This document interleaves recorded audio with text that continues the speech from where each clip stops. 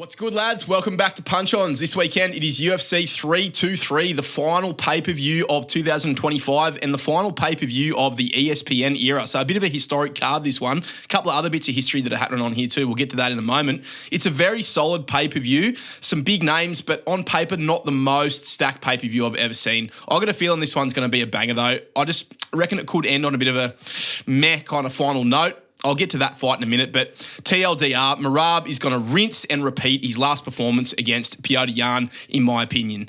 The co-main event is featuring my guy, Joshua Van, completing his whirlwind 2025 and his kind of potentially goated run up the flyweight division there. He's getting tested by the dominant veteran champ, Alexandre Pantoja, the cannibal.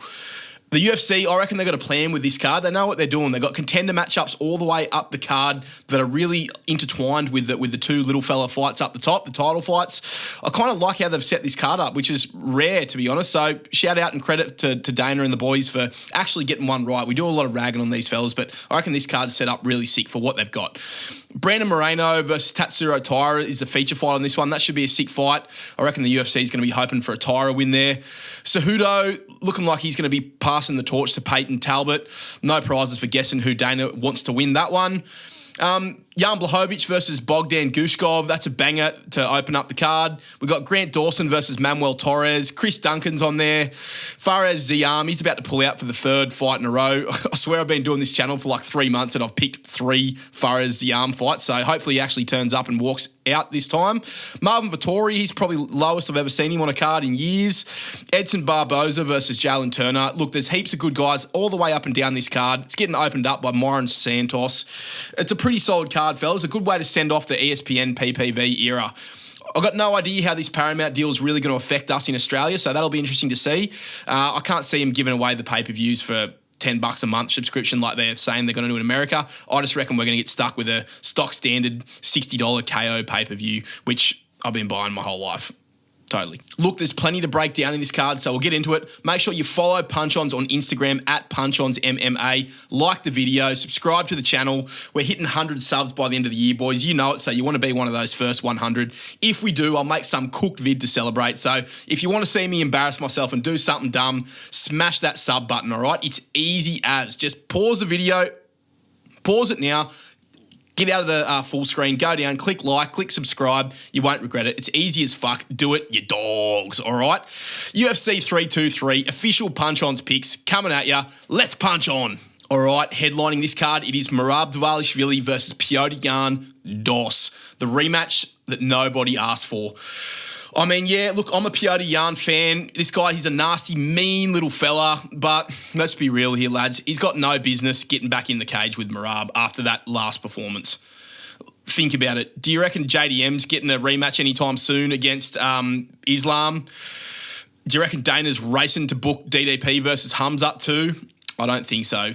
Those were like the exact type of dominant, like low interest shit fights that I feel like this Merab versus Yan fight kind of dovetails with. So I'm surprised. Look, I'm not surprised. Petr Yan's on a good run. But yeah, kind of a bit strange that we're getting this fight again. I think it's just based off Merab wanting to be, as active as he can and break this record. If he beats Yan in this fight, it's going to be his 4th successful title defense in a single calendar year, which has never been done before. So we might get to see history in the making, boys. We're going to anyway because it's the last ESPN card. So look, they first fought in March 2023. They headlined a fight night. Merab 50-45'd him in a very dominant fashion. And it was the fight that kind of proved that Merab was the cardio monster, like this superhuman, legendary fighter. Like he kind of, that sort of started off those type of discussions with Merab. It was all Merab, that fight, lads. There's really, like, having rewatched it, there's nothing I can logically, sensibly latch onto in that fight that convinces me that this fight's going to go any other way. Look, at least Petr Yan's got a bit of momentum coming into this one. He's coming off 3 decision wins in a row. He beat Song Yadong, Figgy, and Marcus McGee, which are all very solid wins. He looked good in all 3 of those fights, hence why he's getting the title shot. But I don't know if he looked good enough for me to say that this fight's going to go any differently. I don't really have a whole lot of intel that's telling me that anything's going to be different here. Look, none of these guys that Yan's been beaten have are like the same type of well-rounded threats that Merab is. They haven't got the cardio, they haven't got his pace, haven't got his fight IQ, and they don't have the lack of shame that Merab has. Like, seriously, this guy does not give a fuck about how his performances look. He bathes in the tears of his haters, this guy. The boos of the crowd, they're sweet lullabies to Merab. He's been through hard times as well. Like, he's had a pretty shit life before he got to the UFC. Go watch that Merab little mini documentary that I made. I'll chuck the link in the description down below. People have been liking that one, so cheers, boys, if you've been interacting with that. Yeah, Merab, he doesn't give a fuck how this fight looks, and that's playing to his advantage, bro. He's going to just roll in, bounce around like a little fucking ping pong ball, wrestle fuck everything in sight. He's going to mix in his little T-Rex arm punches and little tiny leg kicks from these goofy-ass positions, and he's just going to keep on going, and he just wins. That's what he does. This is what he does. He just wins. He doesn't win like big moments. Although he has been doing that a bit more regularly in his last couple of fights. You know, he submitted O'Malley and he almost TKO'd Sandhagen.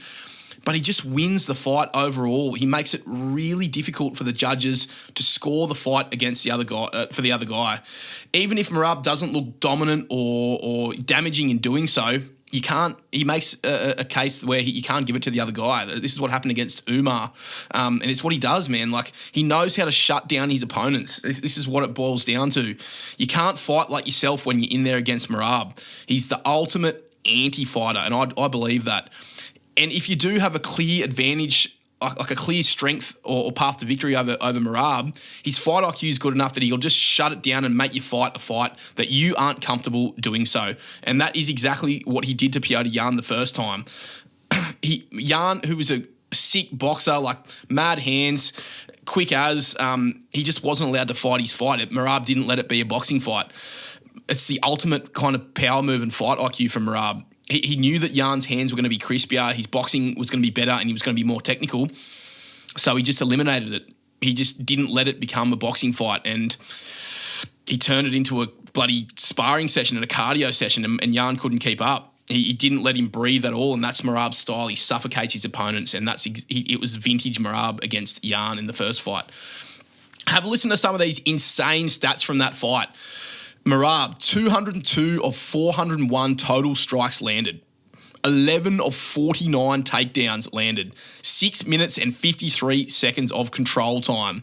That is insane. And the control time was not from him laying on top for a whole round. He literally only ever got on top of Yan and controlled him for little like 10 to 15 second bursts, while Yan would just be like, oh, for fuck's sake, is this fucking little gremlin on top of me again? Like, let me up so I can box your ears off. But Merab never did, man. You'd think with numbers like I just told you there that Petr Yan would have been beaten to a bloody pulp after that fight with like blood pissing out of him everywhere. But nah, look, he had a bit of a swollen face and one of his eyes was closed up. But, you know, Merab is not the damage guy. He is the pressure guy. He's the guy who suffocates you in the octagon and he doesn't let you play your game. So I just don't see any other outcome here, boys. At best, I'd say Petr Yan has a puncher's chance. Not trying to be disrespectful to Petr Yan here. He's a legend. He's a former champ, one of the best bantamweight champs we've ever had. You know, he's entertaining. He's got a nasty style. He fucks people up. I still remember him destroying Jose Aldo, like just yelling, stop the fight, bro. He does damage, man. He's got insane hands and speed. And if he were to win, it'd have to be with some kind of, you know, chinning of Merab. And this is what we were saying about the last one. The people who were back in Yan and who are now are just giving him a puncher's chance. I'd like to think if you are confidently picking Yan, go down in the comments below and tell me what your reasons are, because I can't really think of any, to be honest. So if he's got a puncher's chance, in my opinion. That's the most credit I'll give him. And this is bantamweight, bro. These smaller guys, if they've only got a puncher's chance, it's not good signs for him. It's not like Jan's going to develop this insane knockout power overnight. It's not like he's going to come in a totally new man and take down and submit Merab. That's not going to happen.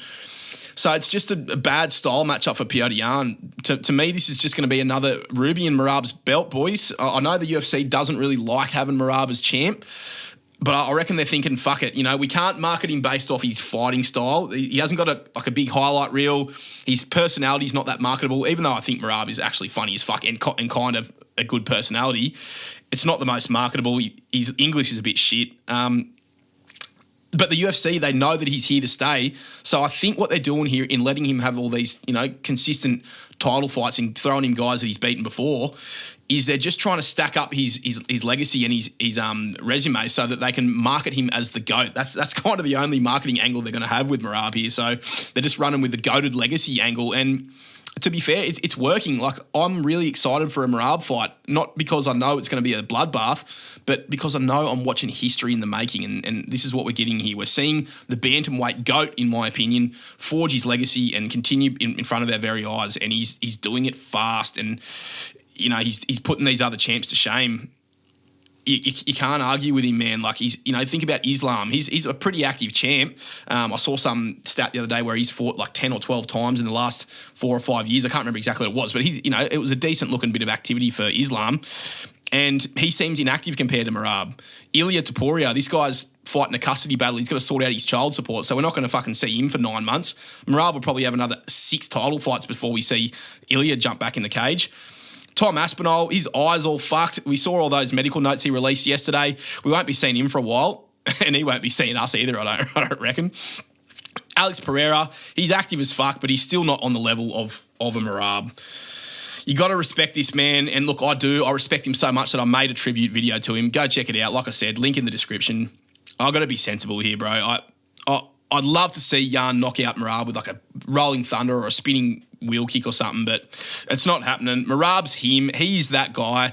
There's never been anyone like him in the UFC. His chin's sick as well. Like, he can take a shot, and his striking's improving, and the threat of the takedown makes his striking so much better than it really is. He's got the blueprint to beat Petr Yan. He already has. He dominated him. It was 50-45. I don't see it going any other way. I reckon in this one, Merab makes it look a bit cleaner. He's going to do some damage to Yan, I reckon. I reckon he might hurt him. He could even finish him. But I'm going to go with the smart pick of Merab, 50-45, rinse and repeat. And I think I'm going to lock this one in too, boys. We're going to put a main event lock on Merab. I've only done one of those so far, and it didn't go too well. I put it on RDR, and you saw what happened. So I could be jinxing him here, but hey, that could still be a good thing too. So lock of the week, number 1, confident main event pick this week, boys. Merab Dvalishvili by decision. On we go. The co-main event for the flyweight strap, we've got Alexandre Pantoja taking on Joshua the Fearless Van. This fight snuck up on me too, boys. I kind of forgot about this one. I was enjoying my time off, and then all of a sudden it's fucking Joshua Van fight week, boys. There's been a lot of Joshua Van fight weeks this week, so that's sick. I reckon this is one of the best flyweight title fights we've actually had in years. Joshua Van, his hype's at an all-time high. This is another guy who made himself undeniable just through activity in the last couple of years. But, you know, he's also got the stylish performances to go with it. He's a bit more easy on the eye than Merab is. The UFC, I don't reckon they were too far away from actually putting this as a main event. But, you know, Merab's goated legacy probably secured him the spot. Joshua Van, boys, he's a mad dog. Like, since June 2023, about, 30 months, this guy's had 9 fights in the UFC. This one's going to be his 10th.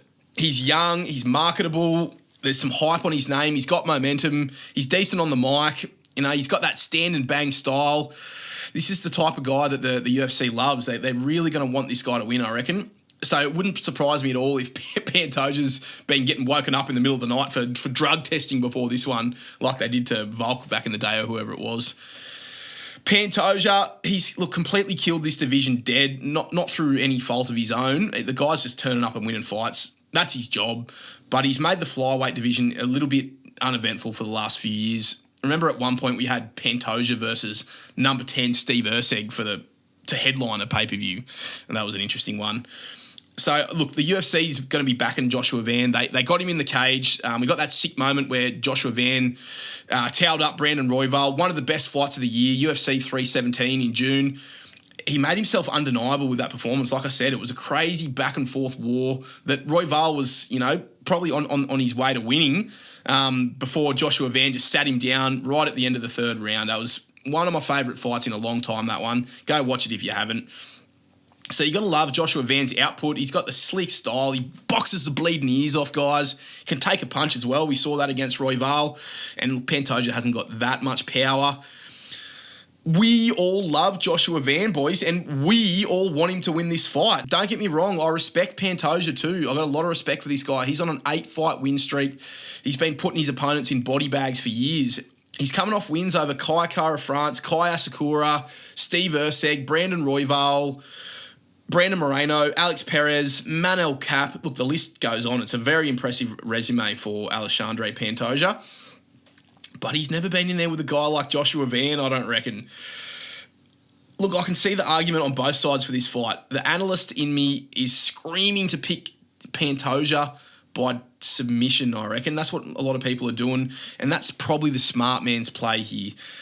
There's a very good chance that Pantoja proves levels in this fight. He's got the clear grappling and wrestling and BJJ advantage, experience.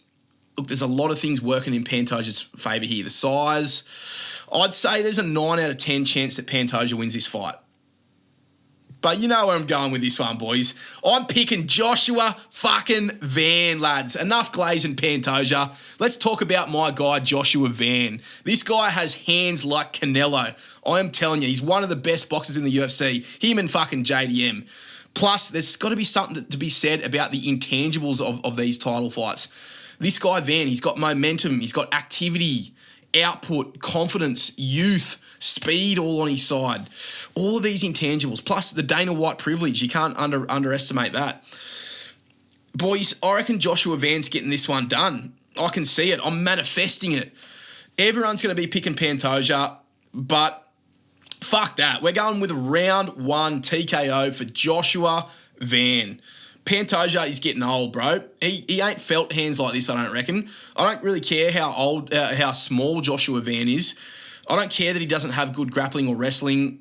I don't think it's going to matter in this fight. Pantoja, I reckon he's going to give too much respect to Joshua Van early, and he's going to get tagged and become hesitant and fucking get put down.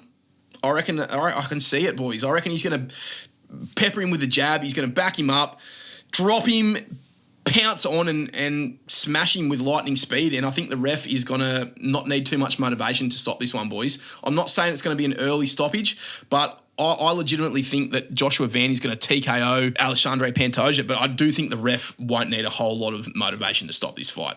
So I think we're going to get, boys, we're going to get Joshua Van as our new UFC flyweight champion. Sounds pretty good, doesn't it? Like, maybe it's too good to be true, but fuck it. Look, I'm going to take a risk on my guy. Like, this is one of those picks where I'm a bit more hoping for a result than predicting it, but who cares? I'd rather be the guy that gets to say, I told you so on a fluky pick like this than the guy who just fucking picks Pantoja like an NPC and then he loses and I'm going to be like, oh, I should have picked Van. So got to take the risk. Pantoja's human, bro. He can make mistakes and I think he's going to underestimate Joshua Van and get chin for it. It's giving me JDM versus Islam vibes, this one. I hope it doesn't go like that fight. I don't think it will. Pantoja, he likes to grapple, but these Brazilian guys are built a little bit different to these Dagestani guys. The Brazilian guys actually care about being entertaining, and they do let the crowd influence their decision-making a bit in the fight. So, official prediction, and new Joshua Van by round 1 TKO. Let's get it. So, the feature fight is Brandon Moreno versus Tatsuro Taira. Man, it's pretty hard to pick against Brandon Moreno. This guy is, beloved by UFC fans around the world. He's battle-tested. He's been in there with absolutely everyone. But I think in 2025 and at this stage of his career, there's a lot to be said about timing and youth and kind of what you've done lately, which it's not to say Brandon Royval hasn't done a lot lately, and Tatsuro Taira has been beaten lately, but I just think he looks a bit better lately and he looks a bit fresher and he's going to be on the improve. Moreno's style is just a little bit predictable now. He just sticks his mouth out and mews and fucking jabs and leg kicks and just looks weird in the cage, does a bit of body work. He's good, he's really, really good, but he's kind of given the same looks each fight. And there's going to be a lot of tape on him and he goes the distance a lot. So there's going to be so much stuff for fucking Tatsuro Taira to watch. And we know that fucking these Japanese guys are real good at doing their homework. So yeah, even though Taira did lose to Royval, I reckon he's going to have learned a lot from that fight. And, he's young. He's got to be improving heaps. Tatsuro Taira, how does he win this fight? Look, he's a pretty slick submission specialist.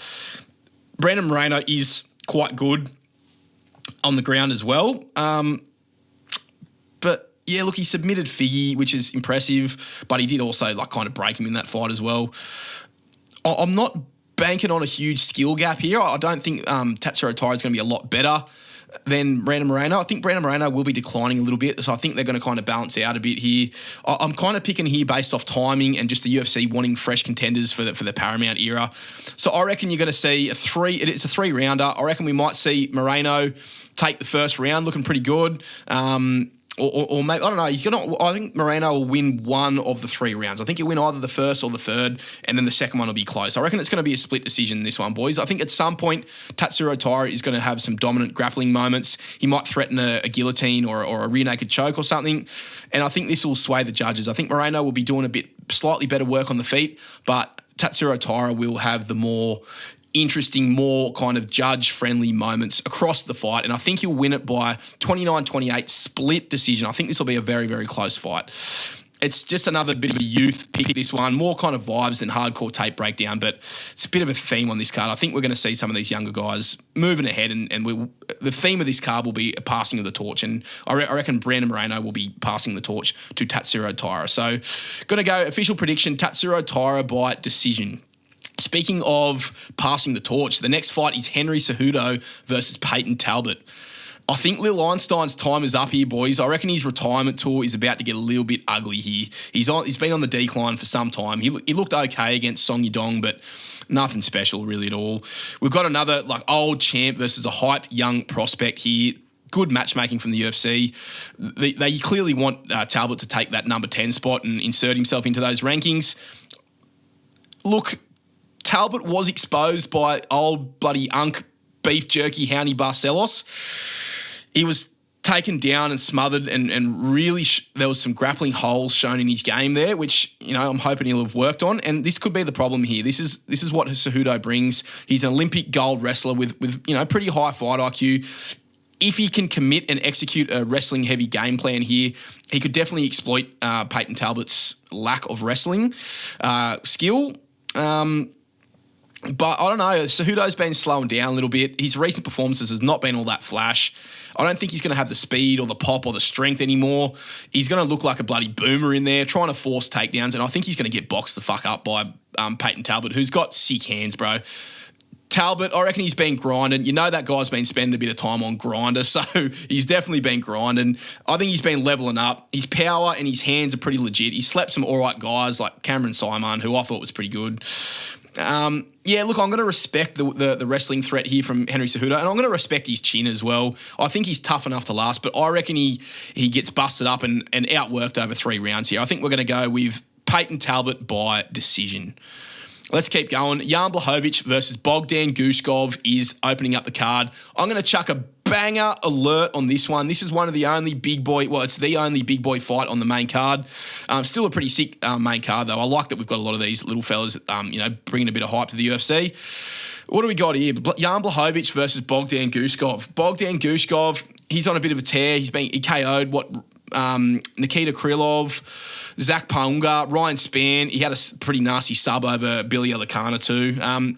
He's got big power, bit of a barbarian kind of brawling style, but he's very heavy on his lead leg, which I think Jan Błachowicz could exploit as well. Jan, he's a crafty vet. Look, he's an Unk. He's officially achieved Unk status, I reckon. He's been in there with a lot of good guys. He's survived some big hitters. He plays it safe, and he himself has the power, the legendary Polish power to land on you, and he only really needs one big counter in combination with the leg kicks, and Bogdan could get slept. Jan Błachowicz has beaten guys who are a lot better, I think, than Bogdan Guskov. He ended Izzy's undefeated run. He arguably beat Powhatan. I think a lot of people agree that he could have won that fight. He had a draw with Ankalaev, another close fight. He had a close fight with Carlos Ulberg. So he's right there or thereabouts with these good guys. A pretty unlucky run for him lately, to be honest. But, he's getting on as well. So it depends how Jan Błachowicz comes in. He's been out for a little bit. I think Jan's going to do it, though. I reckon he chews up the leg. I reckon he frustrates Bogdan Guskov, kind of out-technicalities him, makes him look a bit silly until he kind of overextends or gasses out. And then I think Jan's going to land something big and put him out by late round 2 TKO. I think it's going to be a bad time to be called Bogdan in the UFC lately. So we're going to go with Jan Błachowicz by round 2 TKO. On to the prelims now. The headliner of the prelims is Grant Dawson versus Manuel Torres. Should be a good fight, this one. I'm looking forward to the return of both of these guys. Manuel Torres, he's a wild man. Kind of reminds me a bit of Joel Alvarez, not just because he's like a Latino sort of dude, but he's just a bit of a wild, crazy, unpredictable fighter who has a whole bunch of different ways to get you out of there. And that's what his priority is. He's getting guys out of there. He's a bit of a schizo cunt, to be honest. Like, very entertaining to watch Manuel Torres. There's a very clear and obvious clash of styles here. We've got Grant Dawson, who's very grappling heavy, very control-oriented, likes to slow things down and use his size and his technique and control to win a fight by decision. Whereas Manuel Torres, he's looking for the fastest and most entertaining, crazy way to get you out of there and put you to sleep. So I think it's going to be an interesting clash of styles here. I think Manuel Torres is going to be too dangerous for Grant Dawson. Grant Dawson, look, again, he's got all the tools and all the skill and all the game plan in the world, but everyone's got a game plan until they get punched in the fucking face. And I think Grant Dawson is going to get punched in the fucking face plenty of times in this fight. And I reckon his little glass chin that got cracked by Bobby Green is not going to be able to take the heat from Manuel Torres. As much as I do like Grant Dawson, and I think he's a good fighter, I think these aggressive, hard-hitting, powerful guys at lightweight are always going to cause some problems for him if he can't get him down and hold him down. Manuel Torres, he's been finishing decent guys. Drew Dober, Chris Duncan, that's a pretty solid win. Nicholas Motta. I think Dawson's going to be looking to win by decision, and that means he's got to be perfect for 15 minutes and completely safe. And I don't know if he's going to be able to do that. I'm sus on his chin. So maybe that was just an anomaly and an outlier, and we do just get a vintage Grant Dawson performance. He's looked really good lately, so it wouldn't surprise me if Dawson does get it done. But I'm going to go with Manuel Torres by KO in the first round again. We'll see what happens.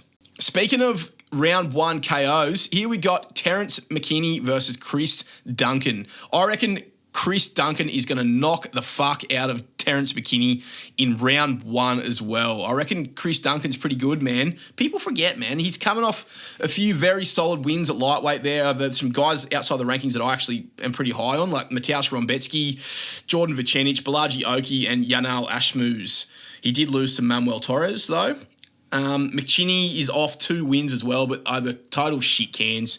Slava Claus and Damir Hadzovic. The decaying corpse of Damir Hadzovic. So easy money, this one, boys. Chris Duncan, he's got heavy hands. McKinney's very fucking McKinney and finishable in a load of ways. Duncan's got a load of different ways to finish a fight. 1 + 1 = 2 here. I think Chris Duncan is a lock here, boys. I'm going to put a lock on him. I reckon he's going to win by round 1 KO, and he's going to sleep McKinney bad. I like Chris Duncan. I like both the Chris Duncans of the UFC, and I reckon this one goes pretty well for him. So lock number 2 out of 2, Chris Duncan. Go get that free money, fellas. Moving on to Macy Barber versus Karine Silva. Let's see if Macy Barber actually walks out to fight this time. Nothing to talk about here, boys. This is a bit of a meaningless fight. I'm not going to waste my life studying tape or breaking down the styles on this one. I'm going to go with Karine Silva, let's say by submission to be a little bit spicy. I reckon we're going to go with the rear naked choke. These Brazilian girls are killing the game in the women's division. So I'm going to go with rear naked choke for Karine Silva. Probably be a decision, though. Who fucking cares? Nazim Sadykhov versus Faraz Ziam. It's a pretty badass fight, this one, I reckon. Ziam, who knows what he's been up to? Look, he pulled out of his last few fights, like I said. I think there was a death in his family or something, so I wish him all the best in dealing with that. I've been through a bit of shit like that, and it's no fun at all. So I hope you're going all good out there, Faraz Ziam. But I reckon this is a fair step up in competition for both of these guys here. I like Nazim Sadykhov. He earned a fan out of me in his last fight against Nicholas Motta. That was a sick fight. Faraz Ziam, he's all right. He's beaten some good guys as well, like Steamroller and a few other lads. A lot of people are pretty high on this guy. I'm going to go with the upset. I think it's an upset here. I'm going to go with Nazim Sadykhov. I reckon he's on the rise. I'll take him by decision, 29-28 in a bit of a back and forth. Good scrap. I reckon keep your eye on this one. This should be a good fight. Marvin Vettori versus Bruno Ferreira. Bro, R.I.P. Marvin Vettori. What is he doing all the way down here on the early prelims? I remember not that long ago, this guy was causing a ruckus up on the stage and fucking crashing out like an orc up on pay-per-view press conferences, getting title fights, man. How is that even a question? Here he is way down in prelim land and fighting Bruno Ferreira, and I think he's trying to keep his career alive here. It wouldn't surprise me if this is his last chance, Marvin Vettori. I don't think Bruno Ferreira is that good, though, boys. He hasn't exactly beaten any legends. What's he beat? Armin Petrosian and Jackson McVeigh, Dustin Stoltzfus and Phil Hawes. Not exactly a murderer's row, that one, is it? Vettori, I reckon he's going to cockroach max his way to a win here, lads. He's a fucking zombie. He's got a chin of the gods. He's pretty good at counter grappling too. I think Bruno Ferreira is going to want to finish him by submission, but I don't reckon he's going to be able to. Vettori's not too bad at defending in terms of keeping himself not finished. He's fucking got terrible defense, but I don't think he's going to get finished by Bruno Ferreira. So I reckon he might surprise us here and actually look pretty good. I'm going to go with Vettori by decision. Another underdog pick here, I reckon. Moving on, Edson Barboza versus Jalen Turner. Barboza, bro, what's this fucking old beef jerky ass looking motherfucker still doing in the UFC, eh? I swear he's like Houndy Barcelos' granddad or something. Jalen Turner, he's a complete poser, fucking reach merchant, weight bully, lank dad, no ticker whatsoever. But Barboza's old and crusty as well, bro. Like, Unk's still got it, but Unk's status has officially been well and truly reached by Edson Barboza as well. Look, part of me saying stick with the theme of the card and go with the youth, but also part of me sees a crafty old vet performance from Barboza here. So we're going to coin flip this one, actually. I think Jalen Turner is, he's a true representation of what it means to be a coin flip fighter. He can look the best in the world some nights and like a world champion, and then other nights he gets broken and destroyed and quits against Renato Moicano. So yeah, we're gonna go with a coin flip on this one. I reckon it's a fair fight to coin flip, and it lines up nicely because we're gonna go heads with Hedson Barboza and tails with Talon Turner. So let's flip that coin. Righto, lads, here we go with the coin flip. It is heads for Hedson Barboza, tails for Talon Turner. Let's see what it spins us up this week. Heads for Hedson Barboza. Unk's going to put on a performance here, so shit luck, Jalen Turner. You're getting slapped by Uncle Barboza. Let's go, Edson. All right, let's keep running. Iwo Baranilski versus Ibo Aslan. It's Iwo versus Ibo. I'm going to go with Ibo Aslan, the fucking Lord of Narnia here, bro. I reckon he's going to do some ancient fucking lion magic, and I think he's going to win this one. I reckon the UFC just wants this Ibo Aslan guy in. They want him around because he's Turkish, and they love like having a bit of a different, market to tap into. And he's actually got a bit of beef with a few Aussie guys as well. I think he's got beef with Jimmy Crute and definitely with Navajo Sterling already. So they want to keep him in the mix so he can get some of those big fights at light heavyweight there. That division's pretty shallow, so the more they can get in there, the better. I reckon here, I haven't done a whole lot of research on Iwo. I reckon they've just spooned up some bum from the B-Leagues here to get chinned by Ibo Aslan and get him back in the mix. Although, apparently this guy did fight in the Contender Series and he could be undefeated as well. So, I don't know, probably a dumb pick here, but I'm feeling an Ibo Aslan round 1 KO. We seem to be getting a lot of round 1 finishes at light heavyweight lately. So, yeah, we'll go with Ibo Aslan, round 1 KO, TKO. Let's go from that. All right, then we've got Mansour Abdul Malik versus Antonio Trocoli. Dude, fuck this guy, Antonio Broccoli. He put his hands on my missus, Mackenzie Dern. He's going to pay for that. I've actually swung Mansour Abdul Malik a couple of extra bits of cash to go fuck him up bad this weekend. So normally I think Mansour would be getting it done by round 1 KO, but I've asked him to go get it done by round 2 KO, and I said go make this cunt bleed and fuck him up with 12 to 6 elbows for a bit on the ground. And I reckon what's going to happen here is Mansour Abdul Malik's going to get a big athletic takedown in round 1, go to fucking town on Broccoli and just smash him with 12 to 6 elbows, bust him up, like 10-8 him in round 1, and then round 2 he's going to get him straight down again, start doing the same, and the ref's going to jump in and fucking mercy stop the fight. Mark my words here, boys. This is a Mansour Abdul Malik round 2 TKO, and if not, this fight is doomed. No one fucking likes Broccoli. Let's keep moving. Muhammad Naimov versus Myron Santos is the first fight on the card. One of the sickest first fights we've had in a while in a pay-per-view. Definitely better than the last opener we got with fucking Slava Claus versus Mateus Camilo. That fight sucked. That sucked the air out of the room real quick, that one.